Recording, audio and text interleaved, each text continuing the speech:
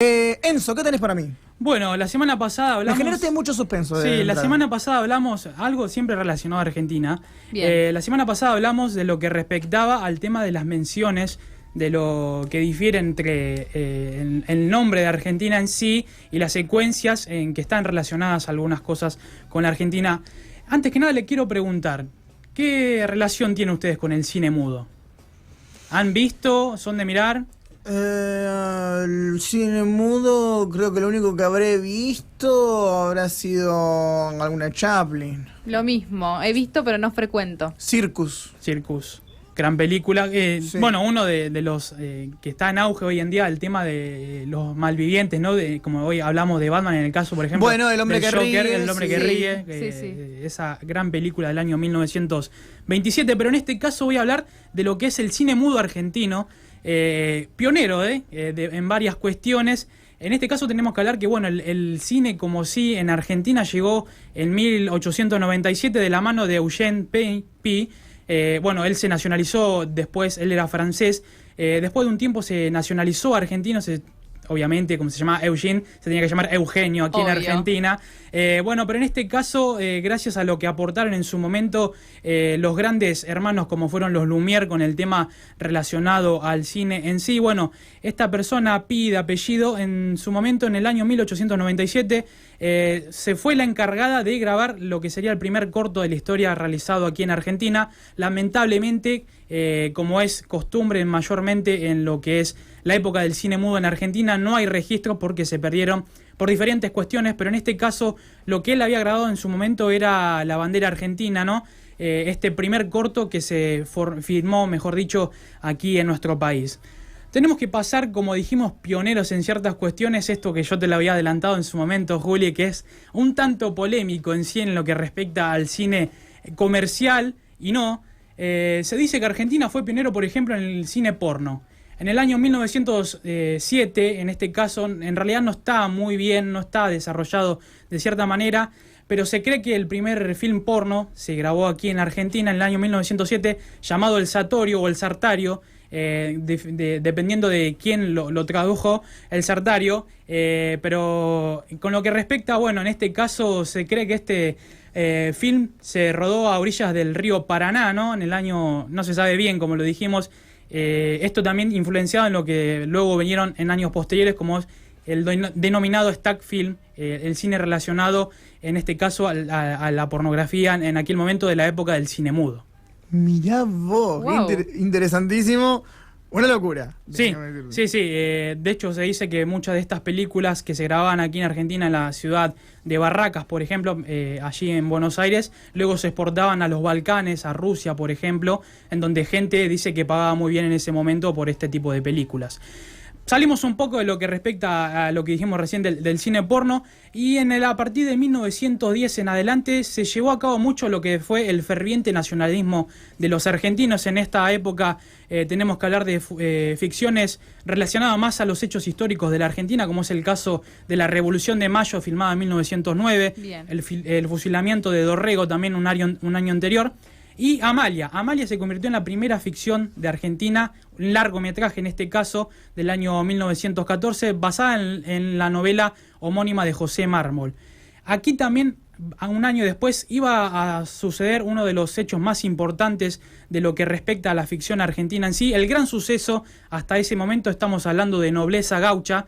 Mucho tiene que ver a ustedes que son consumidores del mate, a la marca de la yerba mate. Bueno, un poco se basó en esta película de 1915. ¿Cómo tirás a ustedes que son consumidores?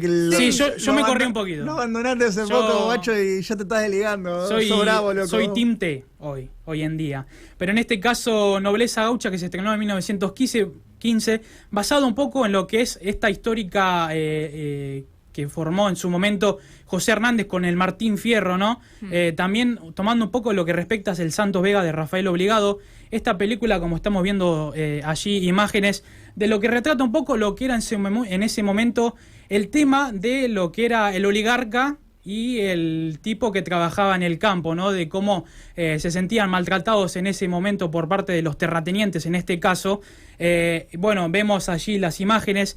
Se dice que de lo que respecta a Nobleza Gaucha, en su momento fue una catástrofe en sí, cuando fue presentada en los cines porteños, pero su director, en realidad eran 3 directores, estamos hablando de José González Castillo, también Eduardo Martínez de la Pera, Ernesto Gunche. Estas personas tuvieron la maravillosa idea de, en vez de que solamente sean imágenes, cortar con fragmentos relacionados a los libros de José Hernández y de la otra persona, como habíamos hablado, de Rafael Obligado.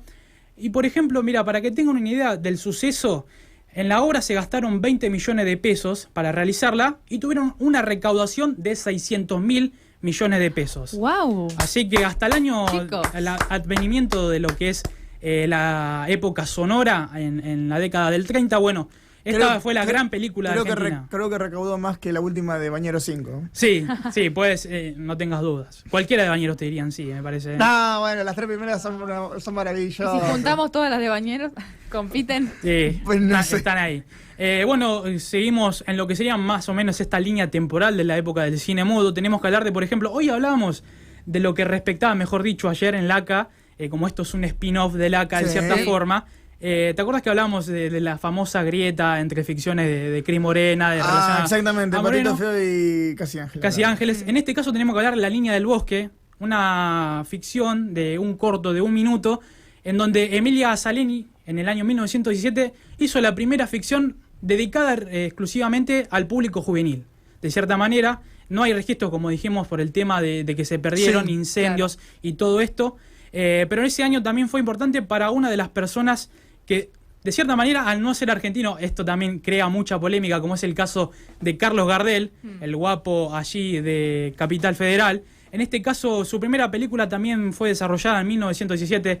Años posteriores se lo vería muy activo a Gardel en lo que respecta a las películas en la Argentina. En este caso, Flor del Durazno, del año 1917. Esta fue la primera película de Carlos Gardel.